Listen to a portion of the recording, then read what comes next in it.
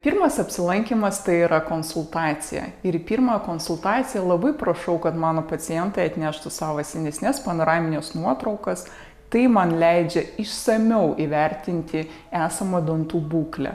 Jeigu buvo prieš tai darytas gydymas kitoje gydymo įstaigoje pas kitus specialistus, pavyzdžiui, kaip endodontą, chirurgą, labai prašau išrašų.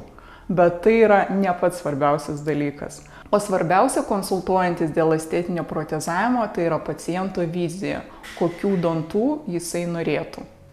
Man kaip specialistui labai padeda atneštos paciento jaunystės nuotraukas, kur mes galime pamatyti buvusią dantų formą, ilgį, spalvą ir tada kartu galim nuspręsti, ar tiko ta spalva ir forma, ar mums reikia kažką tai radikaliai pakeisti. Kiekvieno žmogaus šypsena yra individualus dalykas ir nulemtas to žmogaus anatomijos. Aš labai dažnai savo praktikoje susiduriu su pacientais, kurie atsineša kino žvaigždžių, galbūt savo kaimynų arba giminių nuotraukas, šypsenos nuotraukas ir pageidauja tokių dantų. Bet deja, mes ne visada galim išpildyti tokį norą, todėl kad dantų forma ir ilgis yra nulemtas žmogaus veido anatomijos ir netgi nosies sparnelių forma gali turėti įtakos galutiniam dantų vaizdui. Kaip yra nustatoma būsimų dantų forma prieš estetinį priekinių dantų protezavimą? Pirmos konsultacijos metu yra skenuojami dantų lankai arba gali būti nuimami itin tikslūs diagnostiniai atspaudai. Yra daromas veido ir šypsenos nuotraukos ir užsakomas dantų pavaškavimas. Tai yra norimos dantų formos, ilgio ir sąkandžio atkūrimas iš vaško. Sekančio etapo metu atliekame šypsenos pamatavimą. Tai kai iš plasmasės ant nuosavų dantų yra pernešama nauja dantų forma, ilgis ir netgi spalva. Taip žmogus gali įvertinti, ar tikrai jam viskas tinka ir patinka.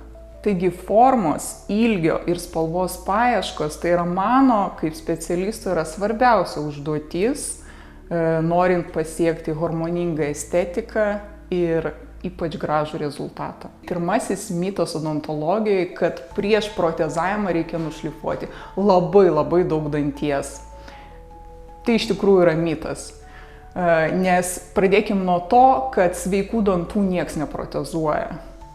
Jeigu dantis yra protezuojamas, jis turėtų būti stipriai pažeistas, po kanalų gydymo, galbūt labai stipriai nusidėvėjęs. Ir mūsų procedūros protezavimo būtent padeda tą dantį išsaugoti ir prailginti jo gyvavimą burnoje. Šiandien mano tikslas yra integruoti į gydymą inovatyvius gydymo būdus. Pavyzdžiui, kaip protezavimas be metalė keramika. Tai man leidžia nušlifuoti labai nedaug danties, tik tai pažeistą sritį ir išsaugoti kuo daugiau sveiko. Jeigu mes jau ruošiamės dantį protezuoti, jis būtinai turėtų būti atstatytas.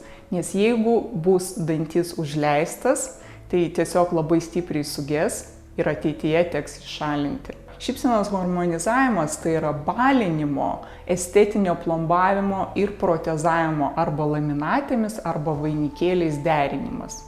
Labai dažnu atveju užtenka 2 arba 4 priekinių dantų protezavimo laminatėmis, visus kitus dantis mes galim pagražinti plombavimo pagalba.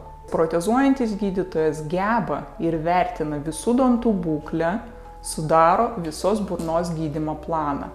Ir tik tai po to nukreipia plombavimui, kanalų gydymui pas chirurgą arba ortodontą. Aišku, jeigu reikia. Taigi taip protezuojantis gydytojas kontroliuoja visą gydymo eigą iki pat finišo.